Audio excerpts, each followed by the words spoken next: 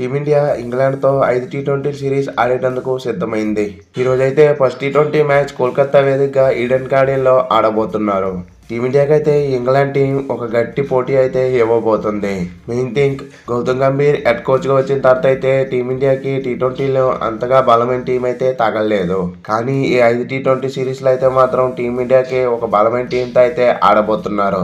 England టీంని అయితే మాత్రం టీమిండియా ఏ విధంగా అయినా తక్కువ అంచనా వేయకూడదు. మెయిన్ థింగ్ వాళ్ళ దగ్గర ఉన్న బ్యాటింగ్ లైనప్, వాళ్ళ దగ్గర బౌలింగ్ కొంచెం వీక్గా కనబడినప్పటికీ వాళ్ళ దగ్గర అయితే మాత్రం సాలిడ్ బ్యాటింగ్ లైనప్ అయితే ఉంది. ఇక వీళ్ళిద్దరి మధ్య హెడ్ టు హెడ్ స్టాట్ చూసామంటే ఇప్పటి వరకు 24 మ్యాచ్లు అయితే జరిగాయి. 24 మ్యాచ్లు అయితే టీమిండియా 13 మ్యాచ్లు అయితే గెలవగలిగింది.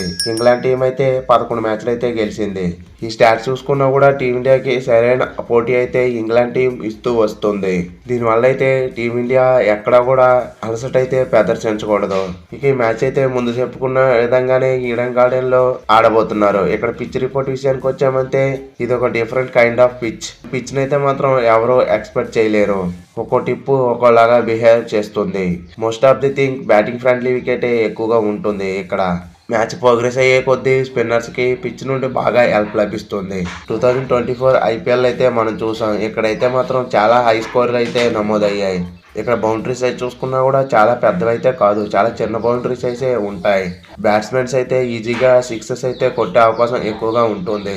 ఇక ఈ గ్రౌండ్ స్టాట్ చూసామంటే ఇప్పటి వరకు 11 మ్యాచ్లు అయితే జరిగాయి. ఫస్ట్ బ్యాటింగ్ చేసిన టీం 5 మ్యాచ్లు అయితే గెలవగలిగింది. ఇక చేసింగ్ చేసిన టీం 6 మ్యాచ్లు అయితే గెలిచింది. ఇక్కడ ఫస్ట్ ఇన్నింగ్స్ యావరేజ్ స్కోర్ 156గా ఉంది. ఇంటర్నేషనల్ టీ20 యావరేజ్ స్కోర్ అయితే మాత్రం చాలా తక్కువగా ఉన్నప్పటికీ ఐపీఎల్ అయితే మాత్రం ఈ గ్రౌండ్లో చాలా పెద్ద స్కోర్స్ అయితే నమోదయ్యాయి. ఇక టాస్ గెలిచిన కెప్టెన్ అయితే ఫస్ట్ ఫీల్డింగ్ తీసుకునే అవకాశమే ఎక్కువగా కనబడుతుంది. ఈవెన్ ఫస్ట్ బ్యాటింగ్ చేసిన టీం అయితే మాత్రం ఈ పిచ్ మీద గెలవాలంటే దాదాపు 200+ రన్స్ అయితే టార్గెట్ ఇవ్వాల్సి ఉంటుంది. లేదంటే ఈ మ్యాచ్లో గెలవడం అనేది చాలా కష్టమైన విషయంగా మారిపోతుంది. ఇక టీమ్స్ విషయానికి వచ్చామంటే ఇంగ్లాండ్ టీం అయితే మాత్రం చాలా సాలిడ్గా అయితే కనబడుతున్నారు. మెయిన్ థింగ్ ఈ సిరీస్ ద్వారా అయితే వాళ్ళకి టీ20లో కూడా బ్రెండన్ మెకలమ్ అయితే హెడ్ కోచ్గా నాయకత్వం అయితే వహించబోతున్నాడు. టెస్టుల్లోనే ఓడిఐ క్రికెట్ ఆడిన ఇంగ్లాండ్ టీం అయితే టీ20లో టీ10 క్రికెట్ ఆడే అవకాశం ఎక్కువగా కనబడుతుంది. బ్రెండన్ మెకలమ్ కోచింగ్ అంటేనే మనందరికీ తెలుసు. తనైతే మాత్రం ఒక అగ్రెసివ్ బ్రాండ్ ఆఫ్ క్రికెట్ ఆడించే అవకాశం ఎక్కువగా ఉంటుంది. మెయిన్ థింగ్ వాళ్ళ దగ్గర అయితే పవర్ హిట్టర్స్కి కొరతే లేదు. ఓపెనర్స్ దగ్గర నుండి నెంబర్ 7 వరకు అందరూ పవర్ హిట్టర్సే. ఇక ఈ మ్యాచ్లో అయితే మాత్రం ఓపెనర్స్గా ఫిల్ సాల్ట్ అలాగే బెన్ డకెట్ వీళ్ళిద్దరూ దిగే అవకాశం ఎక్కువగా కనబడుతుంది. మెయిన్ థింగ్ ఈ ఫిల్ సాల్ట్కి అయితే ఇది ఒక హోమ్ గ్రౌండ్ అనే చెప్పాలి.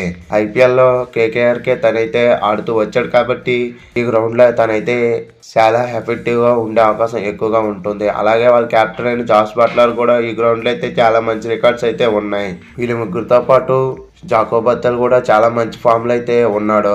మెయిన్లీ వాళ్ళ ఇంగ్లాండ్ టీంకి అయితే ఒక ఫ్యూచర్ స్టార్కి అయితే జాకో బత్తల్ మారే అవకాశం ఎక్కువగా కనబడుతుంది.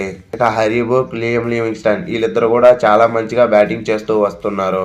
వీళ్ళకి ఏదైనా లోటు ఉందంటే వీళ్ళ దగ్గర అయితే మాత్రం ఆ పెద్దగా ఆల్రౌండర్స్ అయితే కనబడట్లేదు. ఇక వీళ్ళు బౌలింగ్ లైనప్ విషయానికి వచ్చామంటే జోఫ్రా ఆర్చర్ అయితే మరి అంత ఫామ్లో అయితే కనబడలేదు. అలాగే మార్క్ వుడ్ కూడా బౌలింగ్ ఫామ్కి అయితే రావాల్సి ఉంటుంది. వెస్టిండీస్తో జరిగిన టీ20 సిరీస్లో అయితే రెహమాన్ మీద అయితే మాత్రం ఎక్సలెంట్ బౌలింగ్ అయితే చేశాడు. తన్ని కూడా ఈ మ్యాచ్లో అయితే ప్లేయింగ్ 11లో తీసుకునే అవకాశం ఎక్కువగా కనబడుతుంది. ఇక వీళ్ళు ప్రాబబుల్ ప్లేయింగ్ 11 విషయానికి వచ్చామంటే ఓపెనర్స్గా బెన్ డకెట్, ఫిల్ సాల్ట్, 1 డౌన్లో జాస్ బట్లర్, నెంబర్ 4లో జాకో బెత్తల్, నెంబర్ 5లో హ్యారీ బ్రూక్, నెంబర్ 6లో లియామ్ లివింగ్స్టన్, నెంబర్ 7లో జిమ్మీ ఓవర్టన్, నెంబర్ 8లో జోఫ్రా ఆర్చర్, నెంబర్ 9లో ఆదిల్ రషీద్, నెంబర్ 10లో మార్క్ వుడ్, నెంబర్ 11లో రెహమాన్ అహ్మద్ లేదా షకీబ్ మహమూద్. వీళ్ళిద్దరిలో అయితే ఎవరో ఒకరు ప్లేయింగ్ లెవెల్లో ఉండే అవకాశం ఎక్కువగా ఉంది. ఇక మన టీమిండియా విషయానికి వచ్చామంటే మన వాళ్ళైతే మాత్రం టీ20లో పీక్స్లో మోడ్లోనైతే ఉన్నారని చెప్పాలి. మన వాళ్ళైతే టీ20లో ప్రతి మ్యాచ్ అయితే గెలుస్తూ వస్తూ ఉన్నారు. 2024లో మనం చూసాం. ఓడిఐ అలాగే టెస్ట్ ఫార్మాట్లో అయితే మన వాళ్ళు మ్యాచ్లో ఓడిపోయినప్పటికీ టీ20లో అయితే మాత్రం ఎక్సలెంట్ ఫామ్లో అయితే కనబడుతున్నారనే చెప్పాలి. ఇక అదే ఫామ్ని అయితే ఇక్కడ కూడా కొనసాగించే అవకాశం ఎక్కువగా కనబడుతుంది. మెయిన్లీ 2025లో కూడా అదే శుభారంభాన్ని అందుకోవాలని టీమిండియా చూస్తారు.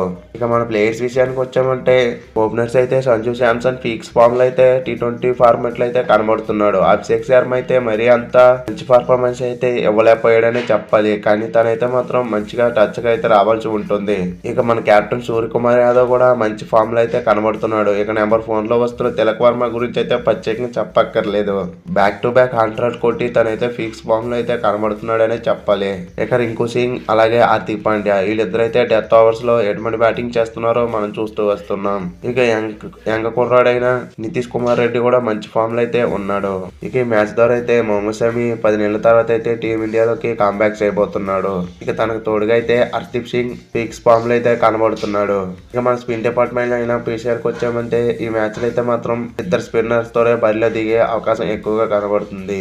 ఇక మన టీమిండియా ప్రాబబుల్ ప్లేయింగ్ 11 విషయానికి వచ్చామంటే ఓపెనర్స్ గా సంజు శాంసన్, అభిషేక్ శర్మ, 1 డౌన్ లో సూర్యకుమార్ యాదవ్, నెంబర్ 4 లో తిలక్ వర్మ, నెంబర్ 5 లో హార్దిక్ పాండ్యా, నెంబర్ 6 లో రింకు సింగ్, నెంబర్ 7 లో నితీష్ కుమార్ రెడ్డి, నెంబర్ 8 లో అక్షర్ పటేల్, నెంబర్ 9 లో మొహమ్మద్ షమి, నెంబర్ 10 లో హర్షదీప్ సింగ్, నెంబర్ 11 లో అయితే వరుణ్ చక్రవర్తి. ఇది టీమిండియా ఒక ప్లేయింగ్ 11. ఈ ప్లేయింగ్ 11 లో చూసుకుంటే టీమిండియా దగ్గర అయితే 4 pace bowling options, 4 spin bowling options అయితే కనబడుతున్నాయి. టోటల్ గా అయితే 8 బౌలింగ్ ఆప్షన్స్ అయితే ఉండబోతున్నాయి. ఇక ఈ మ్యాచ్ లో అయితే ఎవరు గెలుస్తారు అనుకుంటున్నారో కింద కామెంట్ చేయండి. Thank you for watching. Have a nice day friends.